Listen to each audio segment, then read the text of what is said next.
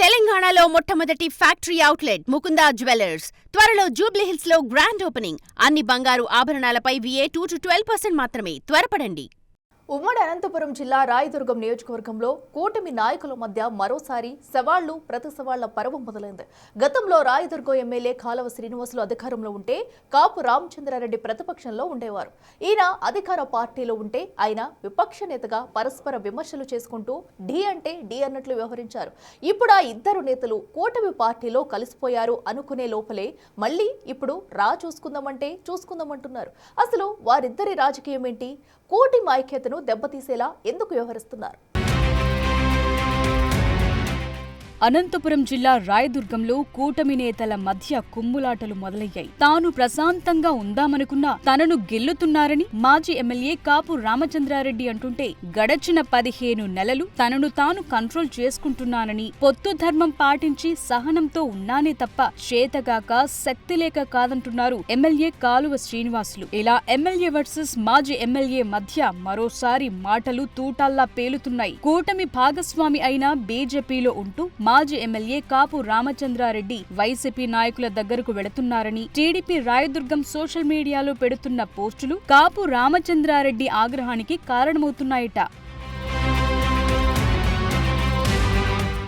YCP నాయకులు కార్యకర్తలు బీజేపీలోకొస్తే మీకు వచ్చిన ఇబ్బందేంటని, వైసీపీ కార్యకర్తలు బీజేపీలో జాయిన్ అయితే అది కూటమికి బలమే కదా అని మాజీ ఎమ్మెల్యే కాపు రామచంద్రారెడ్డి వాదిస్తున్నారు. అయితే ఆయన ఎప్పటికైనా బీజేపీని వీడి వైసీపీ తీర్థం పుచ్చుకోవటం ఖాయమని, అందుకే వరుస పెట్టి వైసీపీ నేతల ఇళ్లకు వెళ్లి పరామర్శల పేరుతో రాజకీయం చేస్తున్నారని కూటమి నాయకులు భగ్గుమంటున్నారు. ఇదంతా రాయదుర్గం టీడీపీ నేతలతో ఎమ్మెల్యే కాలువ శ్రీనివాసులు తనపై చేస్తున్న దుష్ప్రచారమని మాజీ ఎమ్మెల్యే కాపు రామచంద్రారెడ్డి ఎమ్మెల్యే కాలువపై విరుచుకుపడుతున్నారు. తాను ప్రశాంతంగా ఉండాలనుకున్నా తనను ప్రశాంతంగా ఉండనీయటం లేదని, తనను అనవసరంగా గెలుకుతున్న వారికి ఒకటే చెప్తున్నాను, ఇక ప్రతిరోజు వైసీపీ నాయకుల ఇళ్లకే వెళతాను, ఏం చేసుకుంటారో చేసుకోండి అంటున్నారు మాజీ ఎమ్మెల్యే కాపు రామచంద్రారెడ్డి. ప్రశాంతంగా ఉండాలనుకున్నప్పటికీ కూడా కొన్ని శక్తులు మరి ప్రశాంతంగా ఉండనివ్వకుండా ప్రెస్కు రావాల్సిన పరిస్థితి తీసుకొచ్చారు.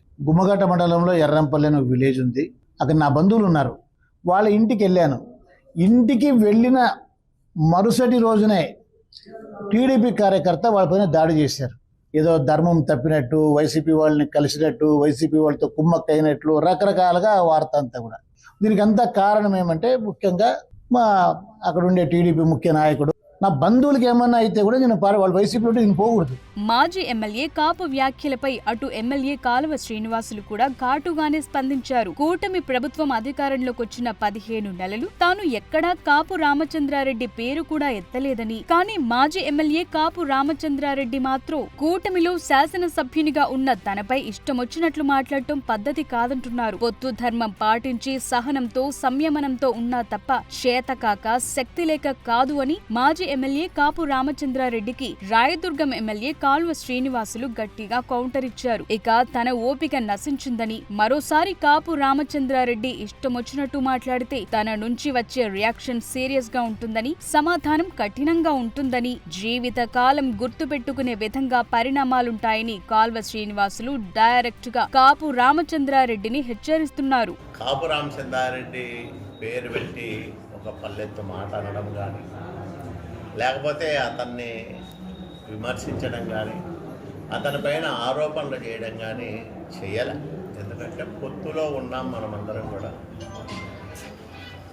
పార్టీలు వేరైనా ఒక కూటమిగా పనిచేస్తూ ఉన్నాం కాబట్టి పొత్తు ధర్మాన్ని పాటిస్తూ నేను ఎలాంటి వ్యాఖ్యలు చెయ్యలే. నేను సహనంతో ఉన్నా, సంయమనం పాటిస్తూ, చేత కాక కాదు, చేవ చచ్చి కాదు, శక్తి లేక కూడా కాదు, కానీ పొత్తు ధర్మాన్ని పాటిస్తూ నా అంతకు నేను స్వీయ ఆంక్షలు విధించుకొని బతుకుతా ఉన్నా. కూటమికి చెందిన ఈ ఇద్దరు నేతల మధ్య రాజుకున్న ఈ అగ్గి రాయదుర్గంలో ప్రతిపక్ష పార్టీ లోటుని తీరుస్తోందట. కూటమి అధికారంలోకి వచ్చాక రాయదుర్గంలో ప్రతిపక్ష వైసీపీ నాయకులు పూర్తిగా సైలెంట్ అయిపోయారు. ఆ క్షమంలో కాల్వ కాపుల మధ్య నడుస్తున్న వాగ్యుద్ధం పొలిటికల్ హీట్ పెంచుతోంది. చూడాలి మరి ఇద్దరి మధ్య వైరం ఎక్కడికి దారి తీస్తుందో.